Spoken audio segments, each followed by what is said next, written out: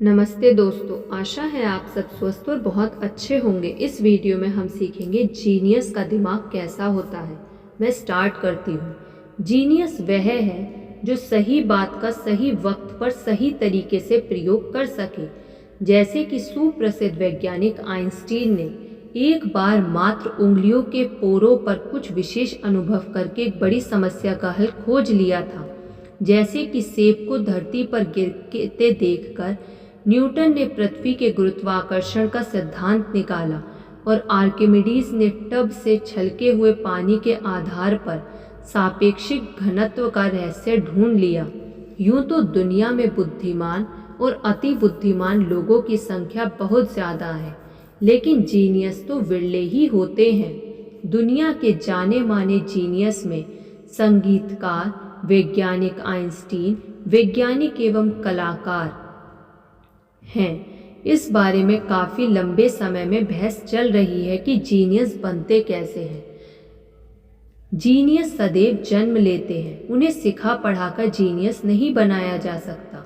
जबकि महान आविष्कारक एडिसन का विश्वास था कि जीनियस में मात्र 1% अतः प्रेरणा होती है और 99% कड़ी मेहनत। सच तो यह है कि इस बारे में निश्चित तौर रूप से कुछ नहीं कहा जा सकता। हमारे पास अभी तक जीनियस लोगों की जो जीवनियाँ उपलब्ध हैं और इस बारे में जो अध्ययन और प्रयोग किए गए हैं, वे हमें किसी एक निश्चित निष्कर्ष तक पहुंचाने में असफल रहे हैं।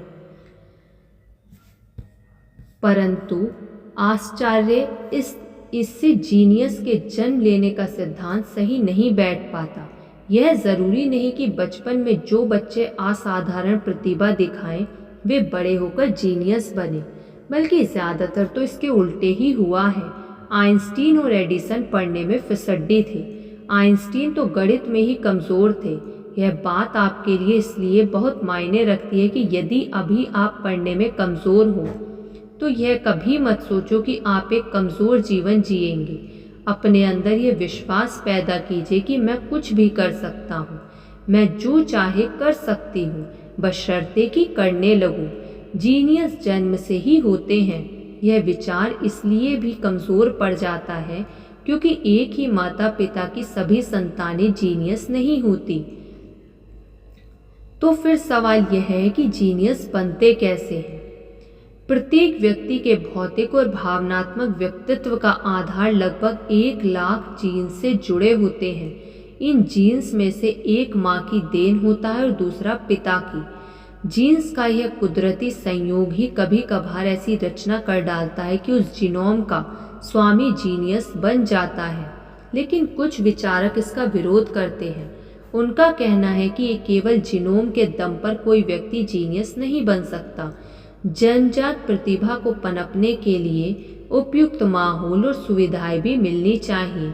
लेकिन इस विचार के भी विरोधी हैं। विरोध करने वालों का कहना है कि प्रतिभा किसी भी मोहताज नहीं होती, बल्कि सच तो यह है कि वह प्रतिकूल परिस्थितियों में अधिक निखरती है। मसलन बचपन में बेहद गरीबी के दिन काटने के बावजूद रामानुजन की प्रतिभा दुनिया के सामने आई। हाल ही में हुए खोजों में एक और दिलचस्प तथ्य सामने आया है।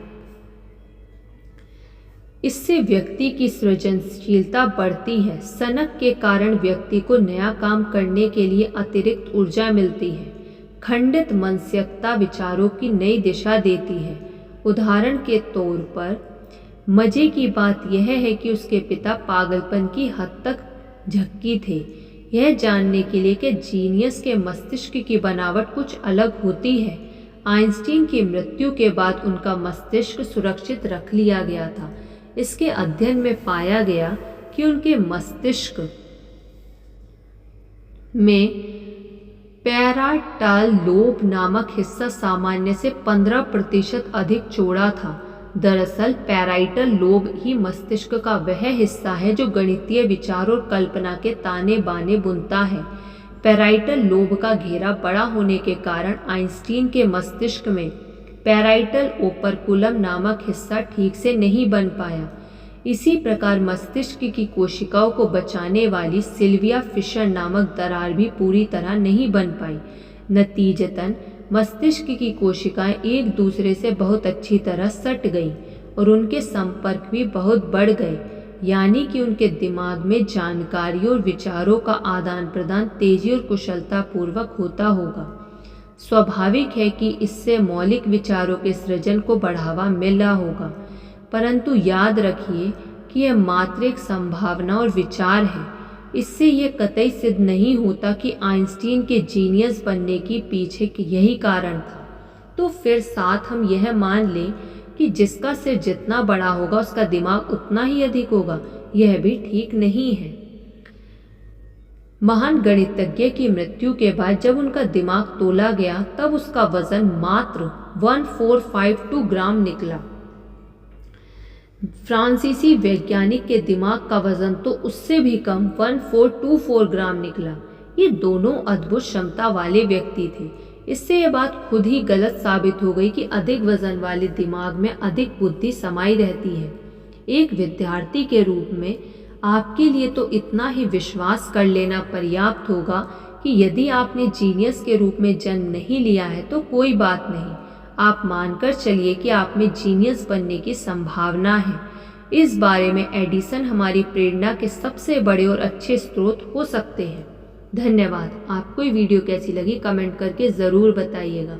यदि आपने अभी तक इस चैनल को सब्सक्राइब नहीं किया तो सब्सक्राइब कर लीजिए और इस वीडियो को लाइक कर दीजिए। धन्यवाद।